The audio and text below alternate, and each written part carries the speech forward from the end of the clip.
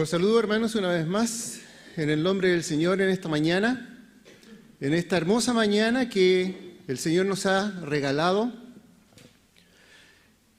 y que quizás podamos sentirnos un poquito tristes porque hemos retrocedido de fase 4 a fase 3, lo que ha limitado el aforo en la iglesia.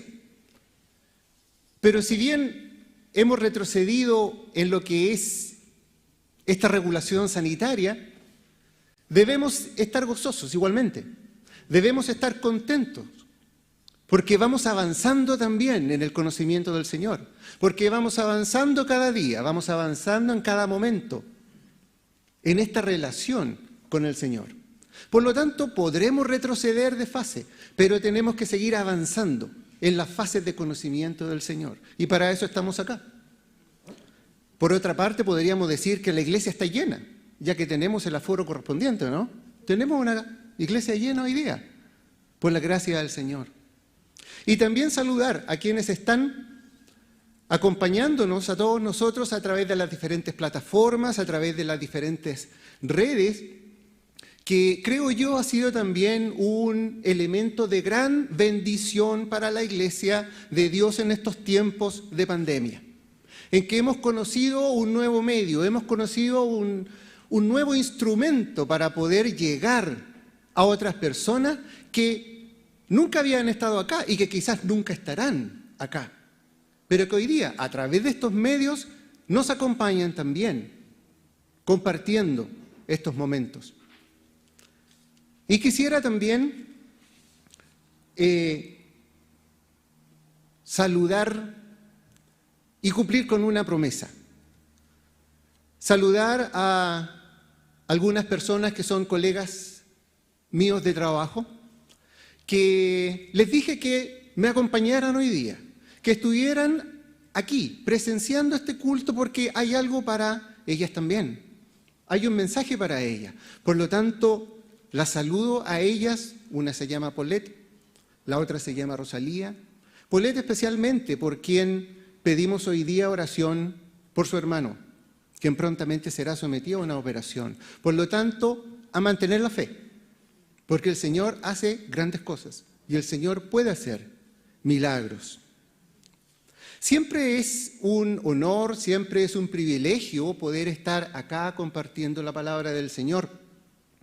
Pero, como decía mi madre, también hay que hacerlo con temor y con temblor, porque no es cualquier cosa lo que estamos compartiendo, no es cualquier cosa lo que estamos comunicando, no es nuestra palabra, no es la palabra de otros predicadores que usualmente también conocemos, sino que es la palabra del Señor.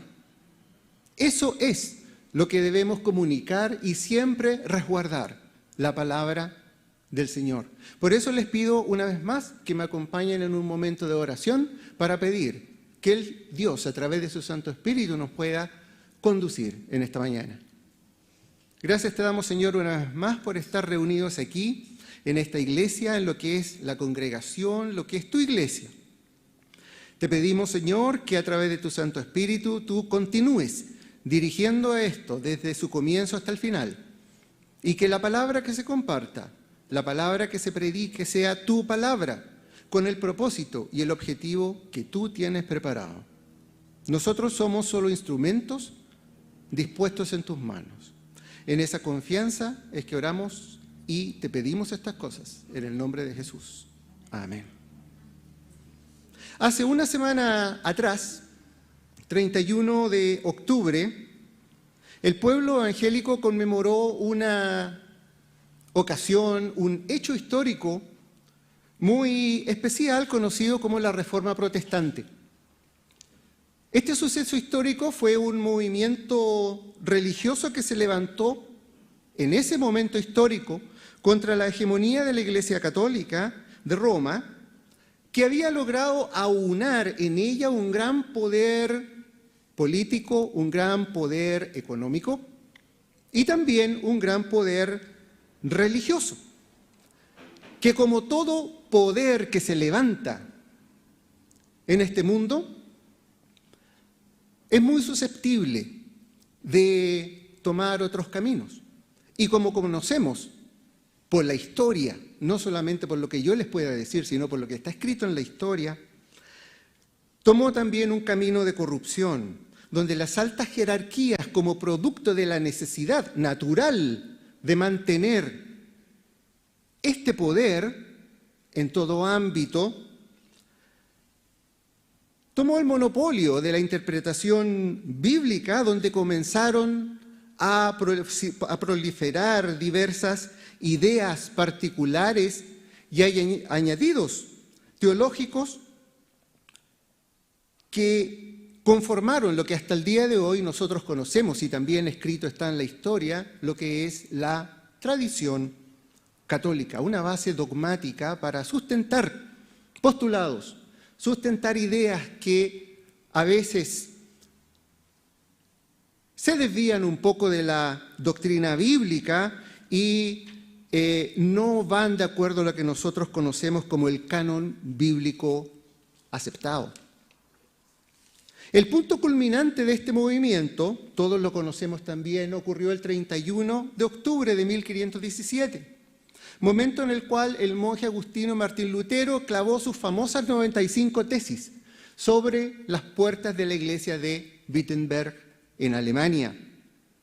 En estos postulados, Lutero hizo una crítica directa, una crítica ácida, entre otras cosas, al sistema de la comercialización de las indulgencias. ¿Qué eran las indulgencias? Un documento eclesiástico a través del cual los fieles podían ser absueltos de penas derivadas de la comisión de pecados. Algo que los podía poner un poco más cerca de las puertas del cielo. Y no solo eso, sino que también estas indulgencias podían ser compradas para la absolución de penas de aquellos que ya habían fallecido y que quizás a juicio de sus deudos no habían alcanzado los logros suficientes en vida para acceder al cielo. ¿Y quiénes administraban esto? Era un sacerdocio idóneo que poseía las llaves del reino. El problema que criticó la reforma en la Edad Media no era la primera vez que se manifestaba. Desde los primeros siglos, el cristianismo se ha visto atacado por diferentes corrientes de pensamientos, todas ellas con un denominador común, el cual es agregar a la doctrina bíblica el pensamiento humano, ya sea para desconocerlo, para acomodarlo, para cambiarlo, para poder sustentar otro tipo de ideas.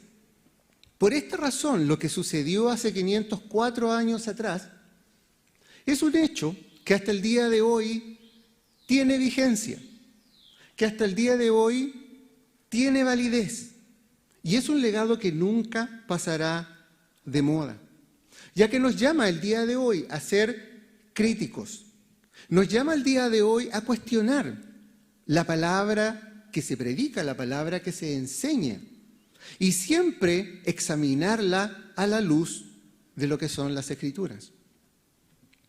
El título de esta reflexión es Buenos mensajeros del reino. Y quizás podamos preguntarnos, bueno, ¿qué tiene que ver buenos mensajeros del reino con el legado de la Reforma? Quizás un mejor nombre podría haber sido ese, el legado de la Reforma, o podría haber sido, como Martín Lutero decía, la justificación por la fe. Pero si nosotros vemos el capítulo 28 de Mateo, del 16 al 20, se nos describe la Gran Comisión, donde Jesús mandó a sus discípulos a enseñar lo que habían aprendido, a transmitir el mensaje del Evangelio por todo el mundo. Pablo le recomendaba a Timoteo: procura con diligencia presentarte aprobado ante Dios, como obrero que no tiene de qué avergonzarse, y aquí viene lo importante, y que usa bien la palabra de Dios, y que usa bien la palabra de Dios.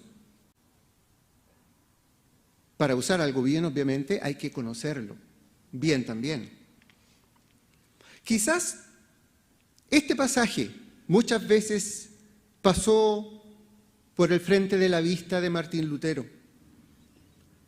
Y sobre esto mismo, Lutero se preguntaba, bueno, ¿qué es lo que yo estoy predicando? ¿Qué es lo que yo he creído? Y comenzaban sus tiempos de reflexión. Por la historia sabemos que Martín Lutero tenía una especial y gran preocupación por lo que era su salvación. Algo en su corazón le decía que faltaba. Algo en su corazón lo tenía y lo mantenía intranquilo. Era ese pecado que Martín Lutero llevaba como una mochila sobre su espalda, del cual no podía deshacerse.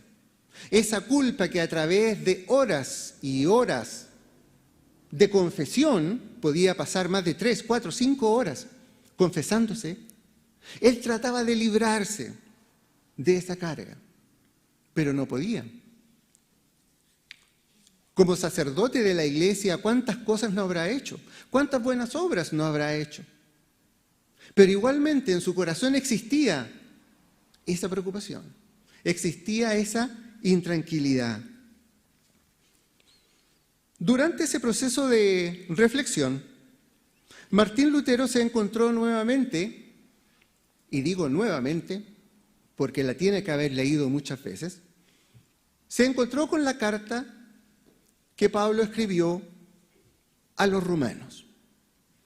Y esta carta, a diferencia de las otras que Pablo escribió, es una carta que no habla o que no exhorta respecto de prácticas paganas como lo hace en Corintios, o no exhorta tampoco sobre conductas reñidas respecto de las enseñanzas de Dios como lo hace a otras iglesias, sino que esta carta es una carta doctrinal por excelencia. Una carta que resume en gran manera el mensaje del Evangelio. Romanos es como una carta de navegación que Dios a través de su Espíritu provee al cristiano para caminar la vida cristiana sin perder el rumbo, siendo de inspiración hasta el día de hoy. Y aquí, hermanos, quisiera hacer un paréntesis en relación a las Escrituras, porque muchas veces nosotros decimos la carta de Pablo a los romanos, el Evangelio de Juan, el Evangelio de Mateo, y muchas veces eso, consciente o inconscientemente, nos lleva a pensar que es palabra escrita por Pablo, que es palabra escrita por Juan, que es palabra escrita por Mateo. Y así muchas veces nosotros nos encontramos con mucha gente que nos dice, pero si esto es palabra escrita por hombres. Esto no es palabra escrita por hombres. Los evangelios no lo escribieron Mateo, Marcos, Lucas y Juan. Las cartas no las escribió Pablo. Las cartas las escribió el Espíritu Santo, utilizando la pluma que Pablo utilizaba.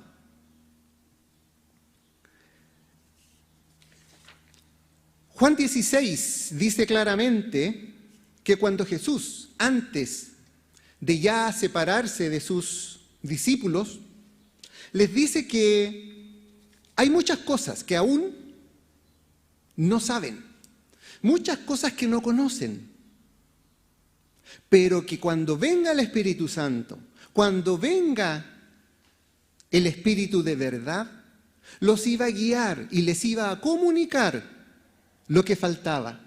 Y dice claramente Jesús, y les dará de mí, les dará de lo mío. Por lo tanto, lo que encontramos nosotros en los evangelios, en los hechos, en las cartas de Pablo, es toda esa información que faltaba para completar el conocimiento de Dios y ayudar nuestra vida cristiana. Pero no es palabra humana. Es la palabra de Jesús, a través de su Santo Espíritu. Como un predicador dice, y muy bien creo yo, hermanos, si quieren escuchar la voz de Dios, si quieren escuchar la voz de Jesús, lea la Biblia.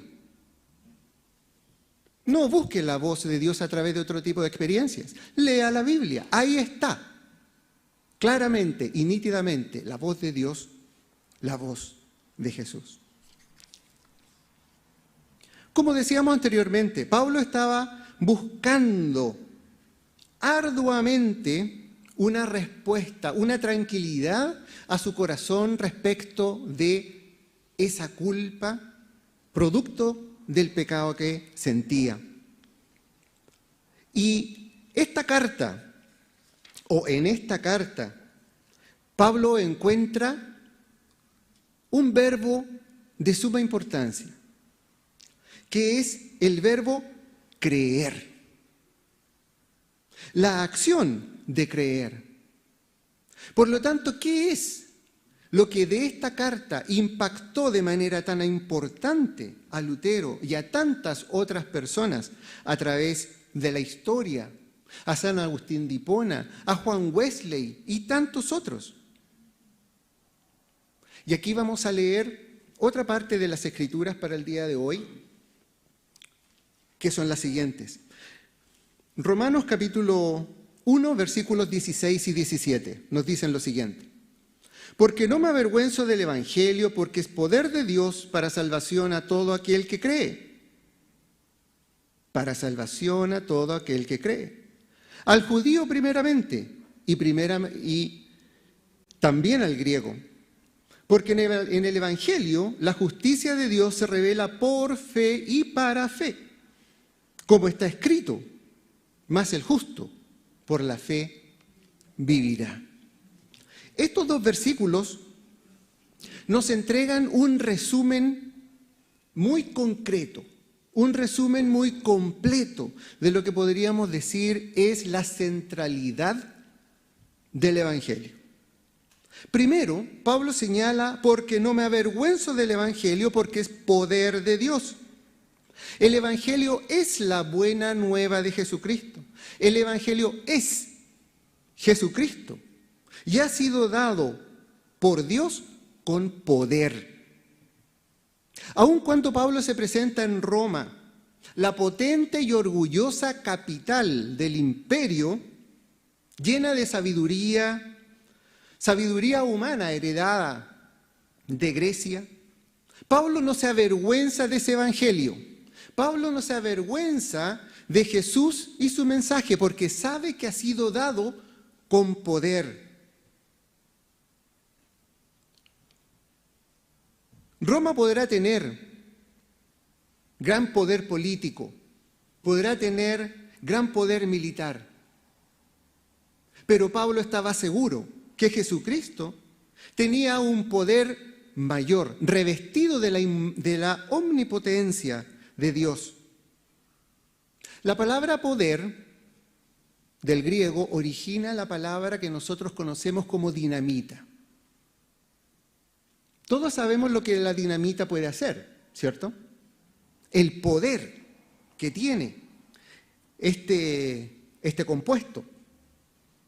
Por lo tanto, esa es la dinamita que nosotros tenemos hoy en día. Esa es la dinamita que hoy día mueve la iglesia de Jesucristo.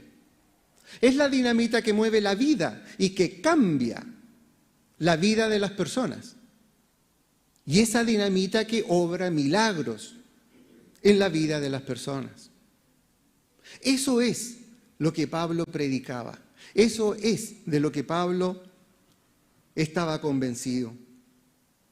Por eso llega a Roma y no se amilana ante todos esos grandes sabios y poderosos que ahí estaban. Luego Pablo continúa diciendo, para salvación a todo aquel que cree, al judío primeramente y también al griego.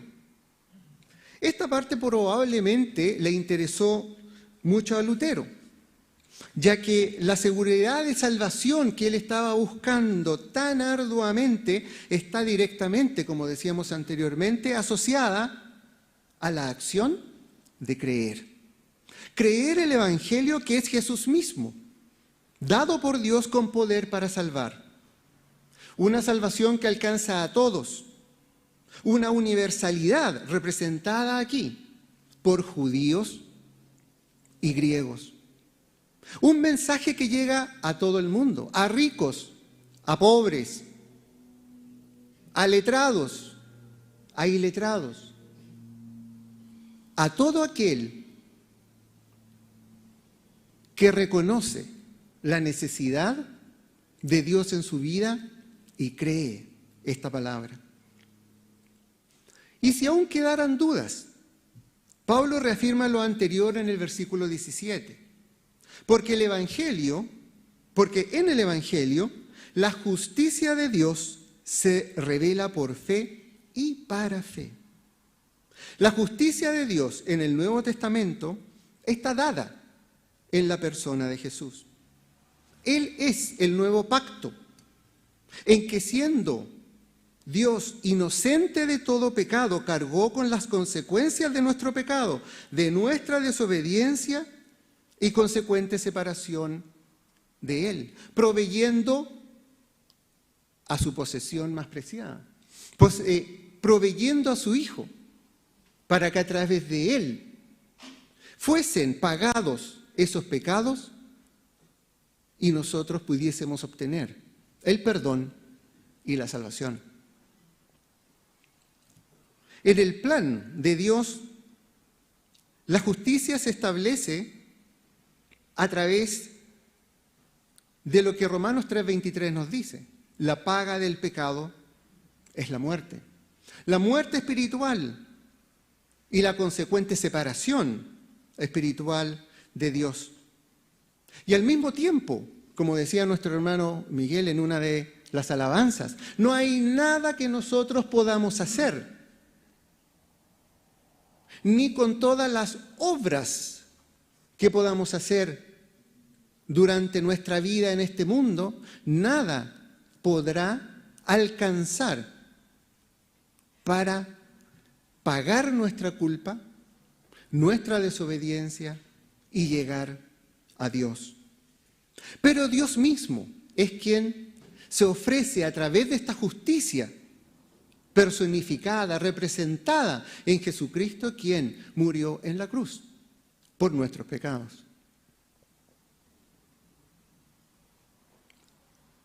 ¿Qué es lo que nosotros debemos hacer? ¿Qué es lo que se precisa del creyente? Lo que Pablo resume muy bien en el versículo 17. Mas el justo por la fe vivirá. Mas el justo por la fe vivirá. La fe, la confianza en esa justicia de Dios puesta en la cruz. El justo vivirá. Vivirá no solamente físicamente a través de la resurrección que se nos promete, sino que también viviremos espiritualmente en una resurrección espiritual que nosotros podemos experimentar ya en vida cuando conocemos a Dios. ¿Qué alivio debe haber sentido Martín Lutero cuando por fin pudo comprender la centralidad del Evangelio? ¿Cuántos años de su vida debe haber estado tratando de deshacerse de esa carga de pecado que muchas veces toma la forma de culpas, de frustraciones, de rabias o debilidades? En esta carta, Pablo establece claramente, no hay nada que nosotros podamos hacer más que creer en la justicia de Dios a través de Jesucristo. Anteriormente les mencionaba otro personaje llamado Juan Wesley. De manera similar a Pablo, y nos sirve a nosotros, su experiencia, a nosotros también. De manera similar, Juan Wesley, un ministro de la Iglesia Anglicana del siglo XVIII, y artífice de un movimiento espiritual que terminó convirtiéndose en lo que conocemos como la Iglesia Metodista, cuenta la historia que él, siendo ministro, en uno de sus viajes en barco,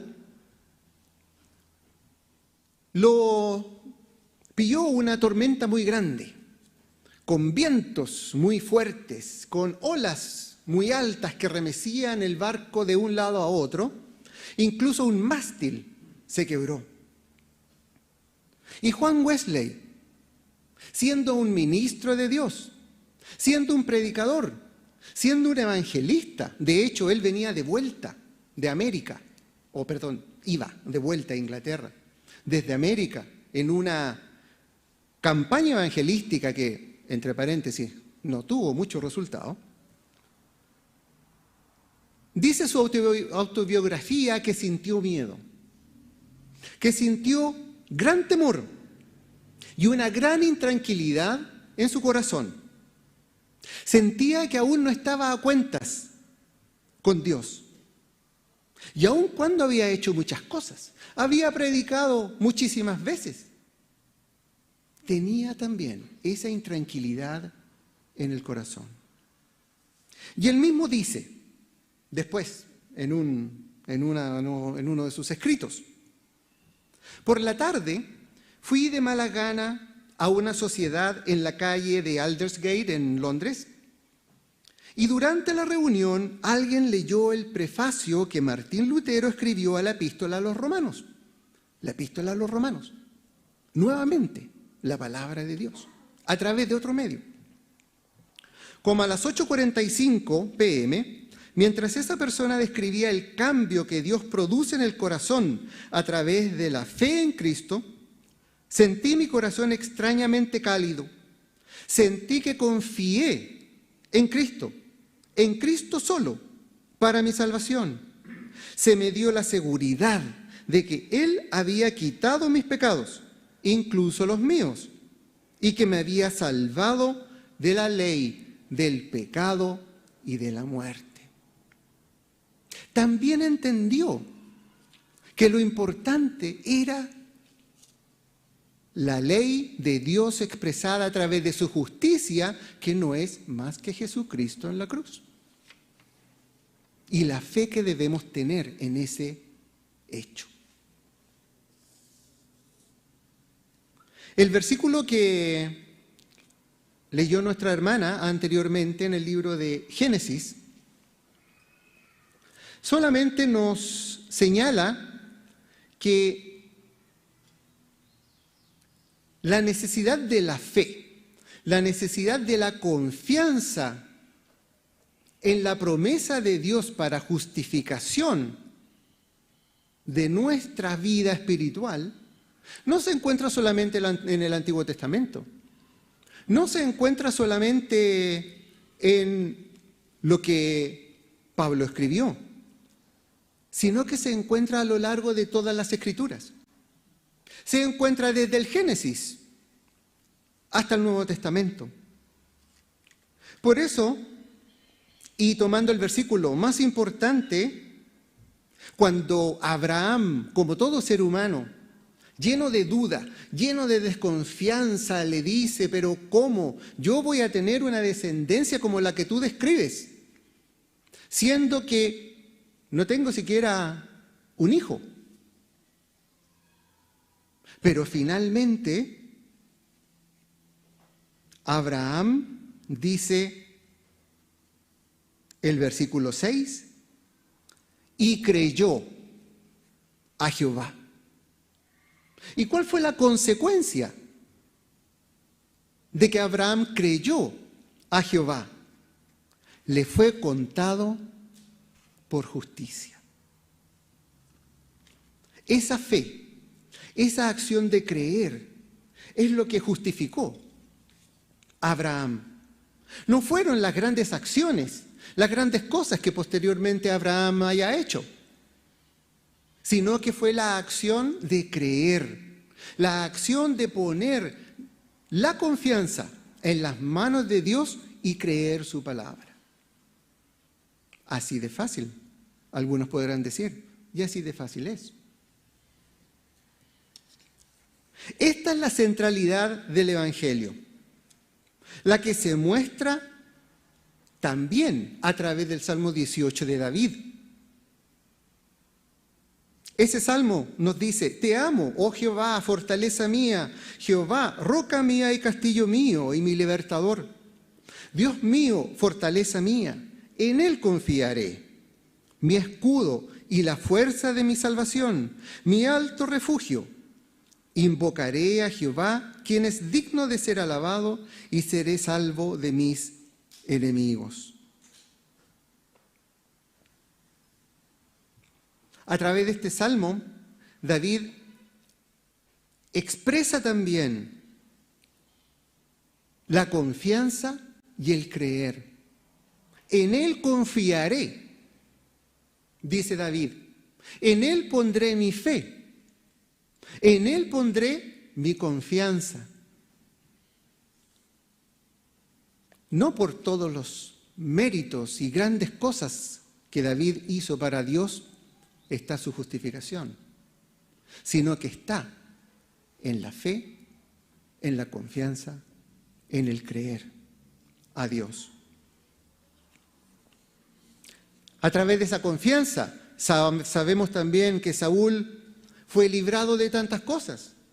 Fue librado de Goliat, fue librado de Saúl, fue librado de sus propias pasiones, fue librado de su propio hijo Absalón, de tantas cosas. Pero David, al igual que Abraham, con la justa diferencia, al igual que Martín Lutero, al igual que Juan Wesley, al igual que tantas personas, y al igual que nosotros, que hemos puesto la confianza, la fe en la promesa de Dios, hemos sido librados también de cuántas cosas, y cuántas cosas que no conocemos.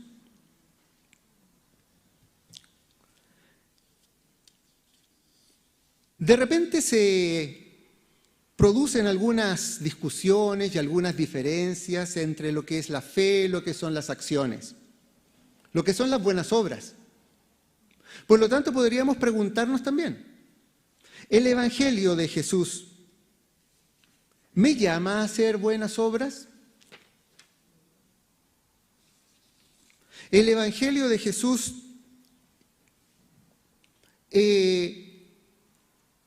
me dice que quizás las buenas obras, las acciones, ¿no son menos importantes? Por supuesto que no.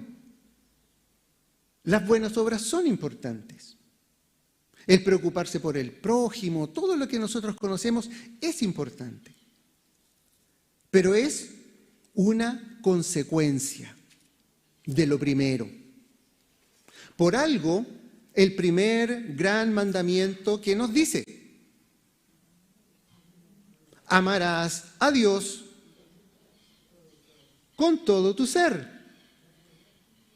Amarás a Dios. Y el segundo, amarás a tu prójimo como a ti mismo. Dios es amor, ¿o no? Decimos, Dios es amor. ¿Y ese amor cómo lo expresó Dios? A través de su Hijo Jesucristo en la cruz para pagar por nuestros pecados, quitar nuestras culpas, sacar esa mochila, esa gran mochila que tenía Martín Lutero, esa gran mochila que tenía Juan Wesley y esa gran mochila que quizás muchos de nosotros hoy día, los que estamos acá o quienes nos están viendo, llevan aún en la espalda. Pero esa mochila se va cuando ponemos nuestra fe, ponemos nuestra confianza en Dios y en lo que su justicia hizo en la cruz.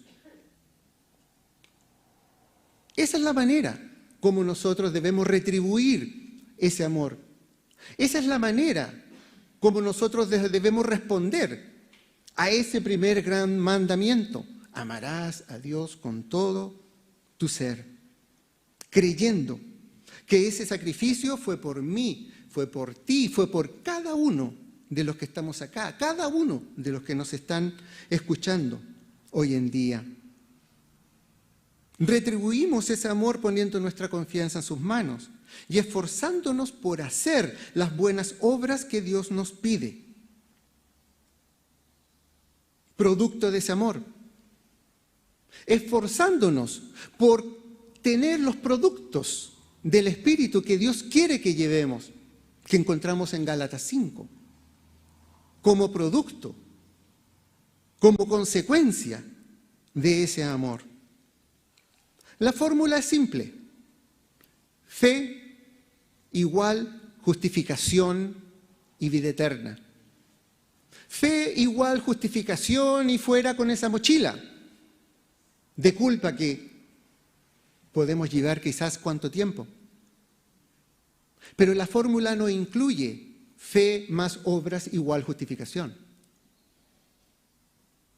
¿Las obras son parte de la fórmula? Sí, pero como un subproducto. Como un subproducto. Y a veces, en ese malentendido, en quizás no comprender bien lo que es la centralidad del Evangelio, tendemos a poner estas buenas obras junto con la fe. Nuestro hermano, repito nuevamente, lo dijo claramente. No hay obra que pueda justificarnos ante Dios. Solo la fe en lo que Dios mismo hizo en la cruz. Por lo tanto, y volvemos al título de este mensaje, seamos buenos mensajeros. Pero para ser buenos mensajeros tenemos que conocer bien este mensaje. Tenemos que escudriñar la palabra de Dios. Tenemos que conocerla, tenemos que leerla y tenemos que pedir la dirección, la guía del Espíritu Santo para que nos guíe, porque no es palabra humana, es palabra de Dios la que tenemos acá. Debemos desechar terminantemente toda sabiduría humana y saber discriminar lo que es de Dios, lo que es del pensamiento humano. Desgraciadamente, lo que sucedió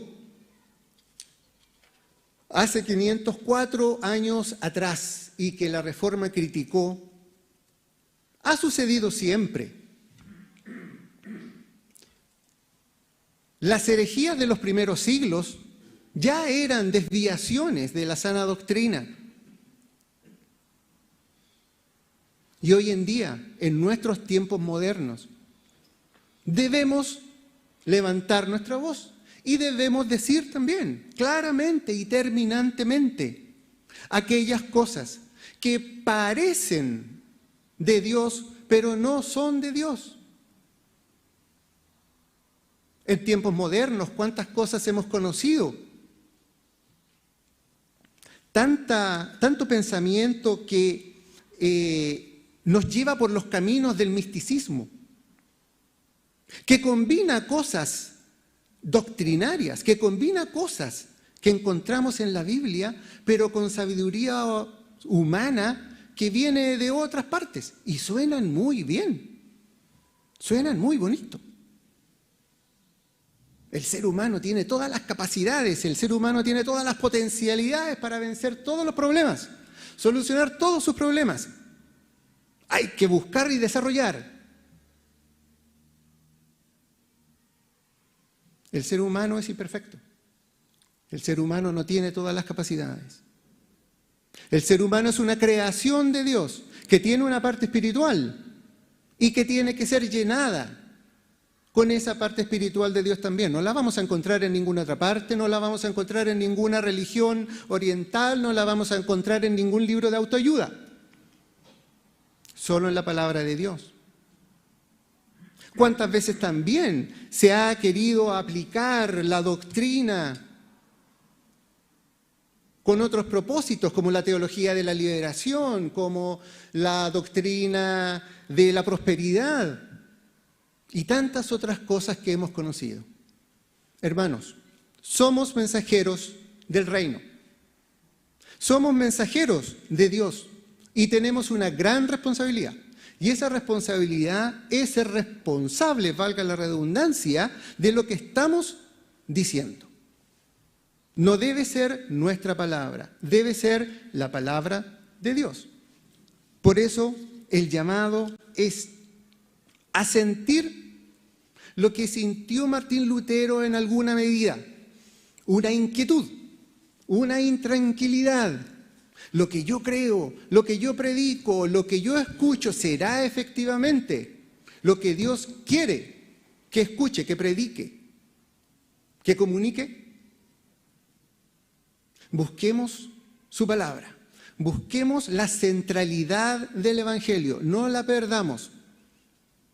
Gracias a Dios, y como decíamos anteriormente, Romanos, esta carta de navegación ayudó para que en el siglo XV, XVI, se pudiese retomar un poco el rumbo. Pero esas cosas siguen pasando, y esa es nuestra responsabilidad como mensajeros del reino.